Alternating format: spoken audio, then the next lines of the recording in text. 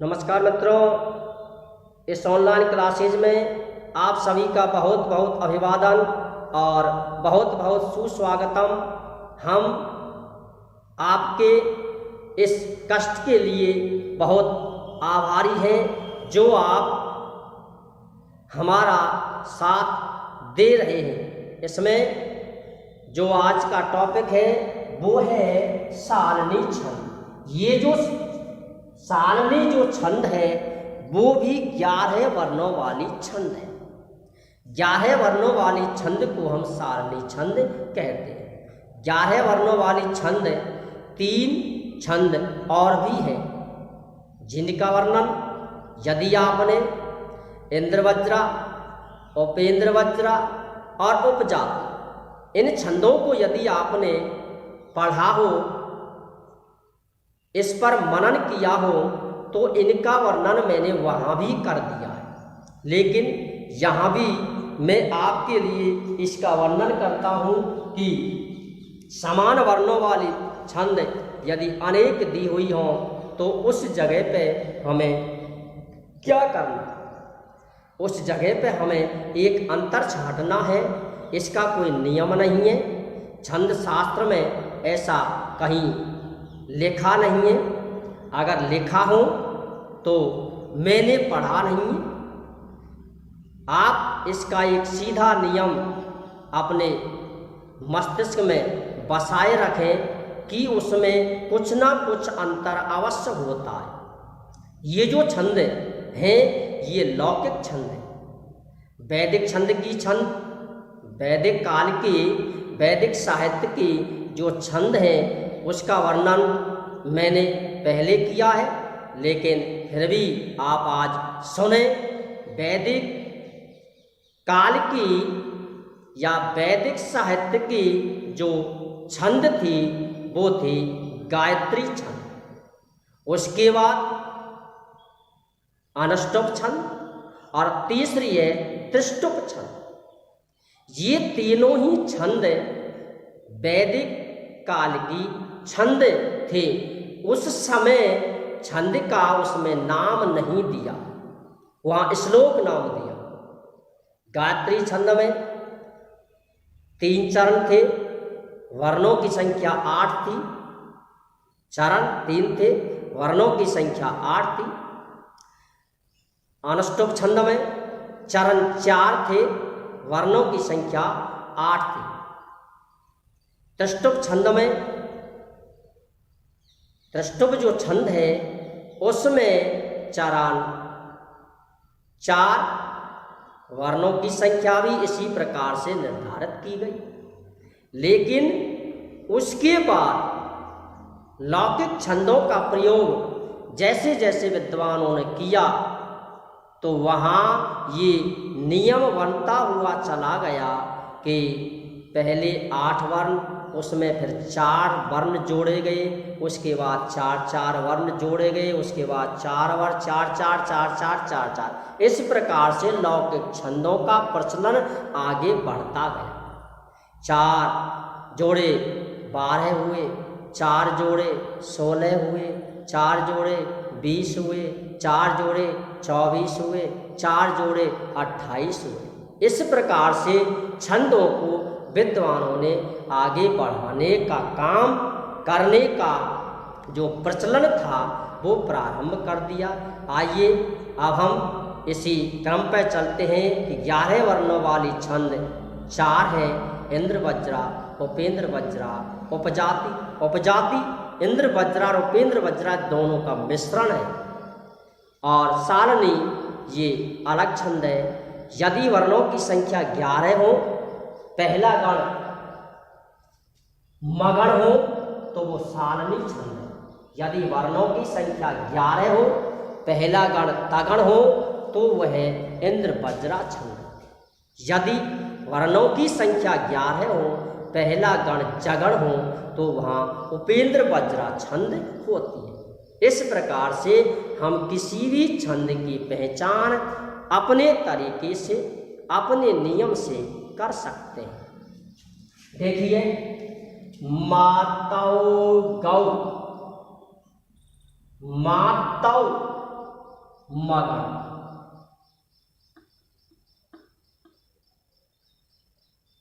तव तगण और तल। कितने वचन? द्विवचन। गौ, गे पे कितनी मात्रा लगी हुई है? 2। और यदि किसी वर्ण पर या शब्द के अंत में 2 मात्रा अर्थात औ की मात्रा लगी हो तो वह द्विवचन होता है। कैसे? जैसे एक शब्द है राम, राम है, रामौ, रामः, रामौ, कितने वचन? द्विवचन। इसलिए इस वर्ण को हम द्विवचन मानते हैं, अर्थात गै मान होता है गुरु, तो कितने गुरु? 2। और 2 गुरु। इस प्रकार की यदि गण व्यवस्था होती है तो वहां सारणी नामक छंद होती है। अगला शब्द है च। वेद, वेद मान होता है 4। लोक और लोक मान होता है 7। वेद का जहां नाम आता है वहां मानते हैं 4 और लोक का जहां नाम आता है वहां मानते हैं 7। 7 और 4 अर्थात 4 और 7 कितने वर्ण हुए? 11 वर्ण। पहली यति कितने पे हुई? 4 पर।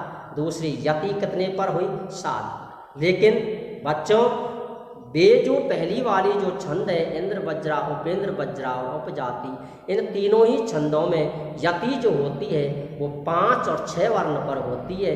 लेकिन यहाँ जो यति होती है वो 4 और 7 वर्ण पर होती है। पहली यति होती है 4 वर्ण पर और दूसरी यति होती है 7 वर्ण।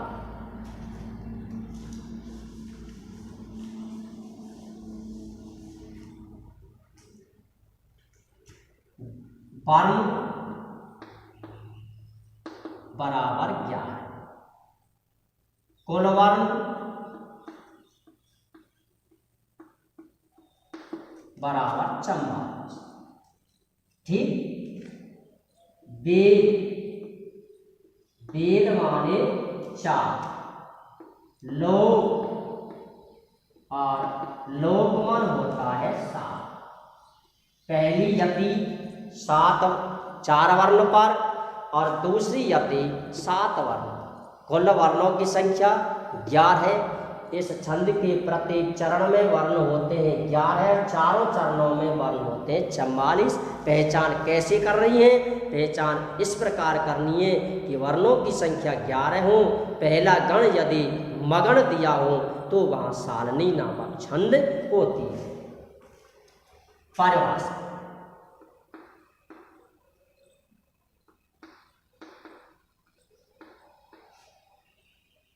जिस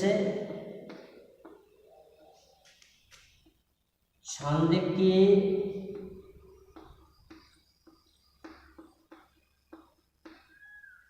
प्रत्येक चरण में मगण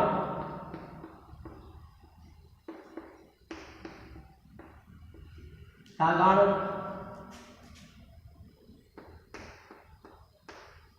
तगण और 2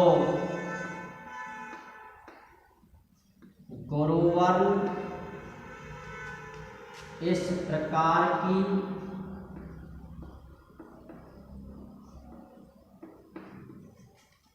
गण व्यवस्था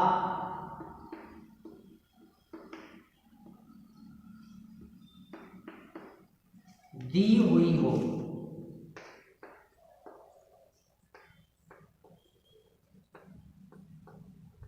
तो वह सारणी नामक छंद होती है। यदि इस प्रकार की गण व्यवस्था दी हुई हो तो वहां सालनी नामक छंद होती है। अब हमें पहचान करनी है, और वो पहचान करने का सीधा तरीका है कि यदि वर्णों की संख्या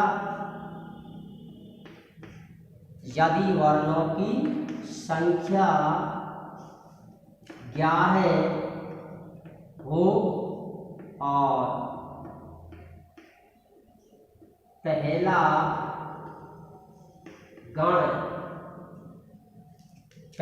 गण मगण दिया हो तो वहाँ सालनी नामक छंद होती है। ये इसकी पहचान है। यदि वर्णों की संख्या 11 दी हुई हो, पहला गण यदि मगण दिया हो तो वहाँ सालनी नामक छंद होती है। फिर से एक बार सुने। जिस छंद में मगण, तगण और 2 गुरु वर्ण इस प्रकार की गण व्यवस्था पाई जाती है, वहाँ सालनी नामक छंद होती है। इस छंद के प्रत्येक चरण में वर्णों की संख्या होती है 11। प्रत्येक चरण में वर्णों की संख्या कितनी है? 11। और कुल चरणों में वर्णों की जो संख्या है वो होती है 44। वेद इति शब्दस्य अर्थम किम? वेद इस शब्द का अर्थ क्या है? चत्वार यानी 4। वेद का जो अर्थ है वो अर्थ है 4। और लोक इति शब्दस्य अर्थम किम? लोक इस शब्द का अर्थ क्या है और उसका अर्थ है क्या? 7। इसमें पहली जो यति होती है वो 4 वर्ण पर होती है, और दूसरी जो यति होती है वो 7 वर्ण पर होती है। ये विशेष ध्यान रखने हैं। पहली यति 4 वर्ण पर, दूसरी यति 7 वर्ण पर, वर्णों की संख्या 11, कुल वर्ण 44। 11 वर्णों वाली छंद कितनी है? 4। 11 वर्णों वाली जो छंद है वो कितनी है? 4। इंद्र वज्रा, इसमें कौन सा मिलेगा? तगण। उपेंद्र वज्रा, इसमें मिलेगा जगण। और तीसरी है उपजाति, ये दोनों का मिश्रण है। चौथी जो है वो आपके सामने है और वो है साल। सालनी में भी वर्णों की संख्या होती है 11, लेकिन पहचान करनी है कि यदि पहला गण मगण दिया हो तो वहाँ सालनी नामक छंद होती है। इसके बाद हम इसके उदाहरण आपके लिए देते हैं। देखो,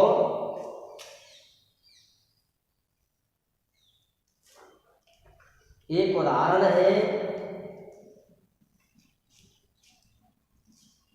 सा निंदन्ति स्वानी भाग्यानि पाल। सा निंदन्ति स्वानी भाग्यानि पाल, ये उदाहरण है।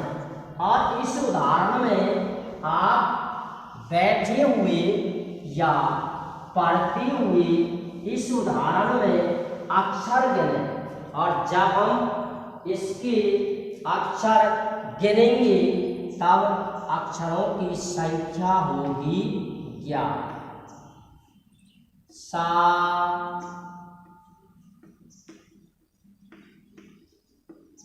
निंदन्ति स्वानी बाल।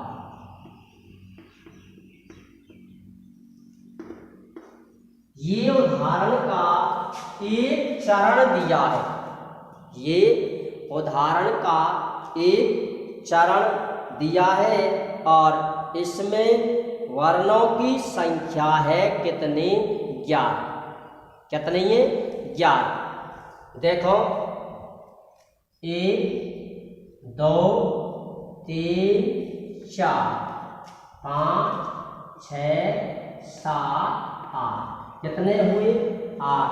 जबकि हमें कितने वर्ण की आवश्यकता है? 11 वर्णों की। इसमें एक शब्द छूटा था, स्वानी भाग्यानी बाल। ये अब हम इसके वर्ण गिनते हैं। 1 2 3 4 5 6 7 8 9 10 11। वर्ण कितने हैं? 11। वर्ण कितने हैं? 11। अब हमें छंद का नाम लिखना है। कैसे लिखेंगे? पहला गण देखते हैं। देखिए सा कैसा वर्ण है? गुरु। नी कैसा वर्ण है? लघु। लेकिन इसके बाद कैसा वर्ण है? आधा। इसलिए इस लघु वर्ण को भी हम गुरु वर्ण मानते हैं। आधे वर्ण जो है उसकी हम गणना नहीं करते। आधा जो वर्ण होता है उसकी गणना नहीं की जाती। इसलिए अगले वर्ण पर चलते हैं। दे। दे कैसा वर्ण है? लघु। लेकिन इसके बाद कैसा वर्ण है? आधा। इसलिए इसे भी हम गुरु वर्ण मानते हैं।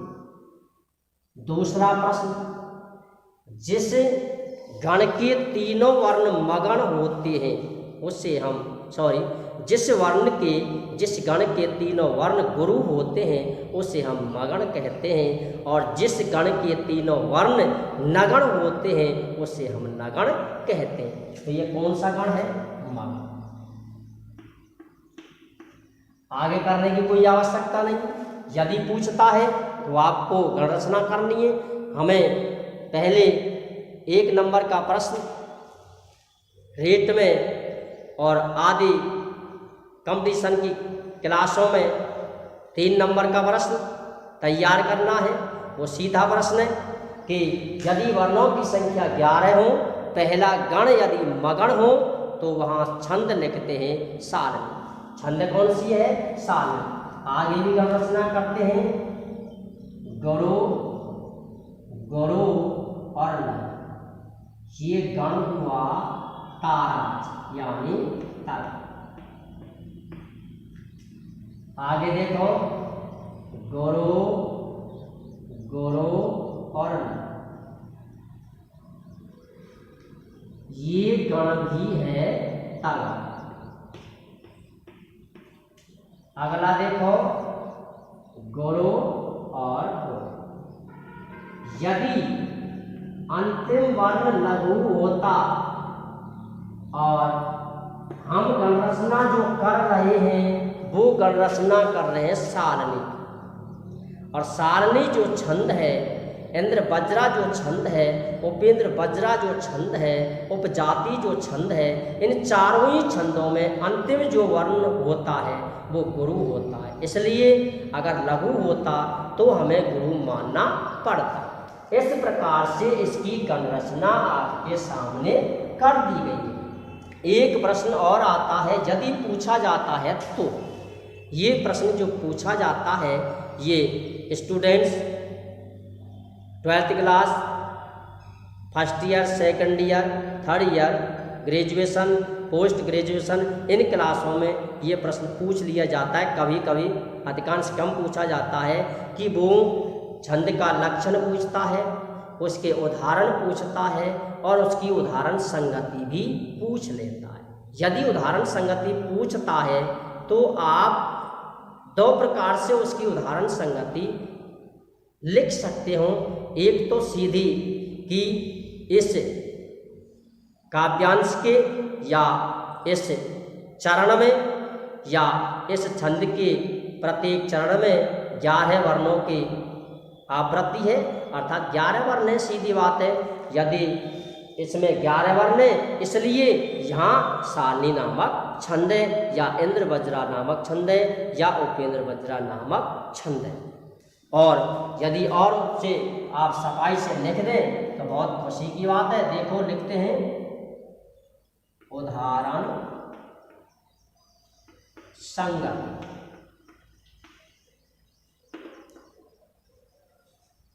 अस्मिन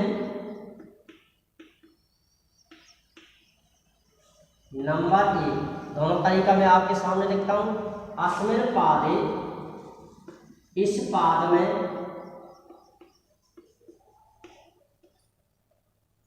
एकादश वर्णः सन्ति, इस पाद में 11 वर्ण हैं, इसलिए अतः अत्र यहाँ सारणी नामकम छंद वर्तते। इसी प्रकार से हम सारणी के स्थान पर इंद्र वज्रा लिख देंगे, उपेंद्र वज्रा लिख देंगे और उपजाति लिख देंगे। तरीका नंबर 2, तरीका नंबर 2, अर्थात अस्मिन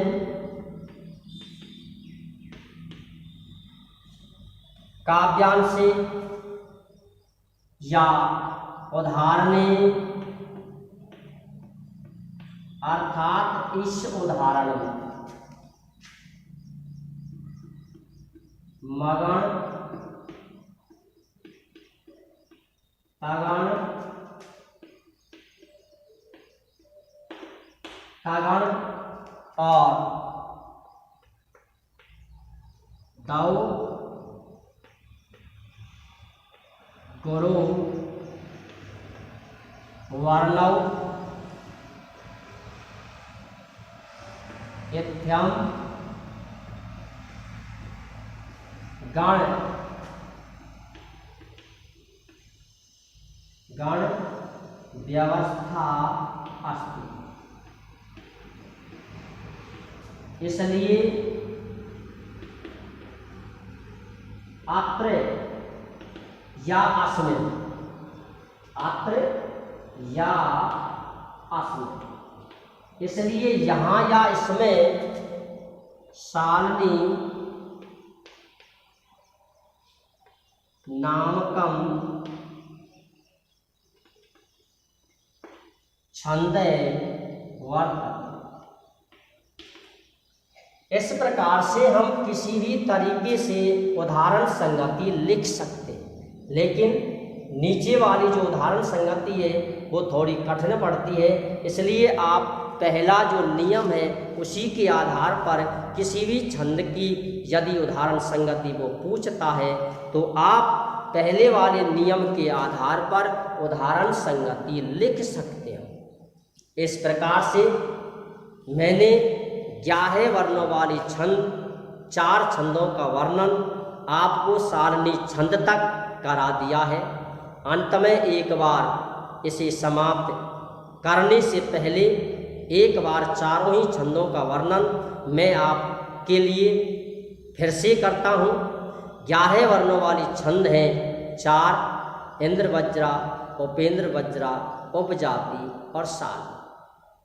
समान वर्णों वाली छंद यदि आती हैं तो उनमें पहला जो गण है वो भिन्न होता है। उसी के आधार पर आप छंद की पहचान कर सकते हो। अपना 1 अंक, 2 अंक, 3 अंक, जिस क्रम से, जिस कक्षा में, जिस कंपटीशन में, जिस ढंग से आता है उसी ढंग से आप अपने अंकों को सरल और सटीक तरीके से प्राप्त कर सकते हो। ये जो सालनी नामक छंद है, इसमें जो यति का जो विधान है वो 4 वर्ण और 7 वर्ण पर होता है, लेकिन इससे पहले जो 3 छंदों का प्रयोग मैंने किया, इंद्र वज्रा, उपेंद्र वज्रा, उपजाति, उन तीनों में 5 और 6 वर्ण पर यति होती है। इस प्रकार से ये 11 वर्णों वाली छंद सारणी तक मैंने इन सभी छंदों का अध्ययन आपको बहुत ही सरल तरीके से किया है। जय हिंद, जय भारत, जय जय श्री राम।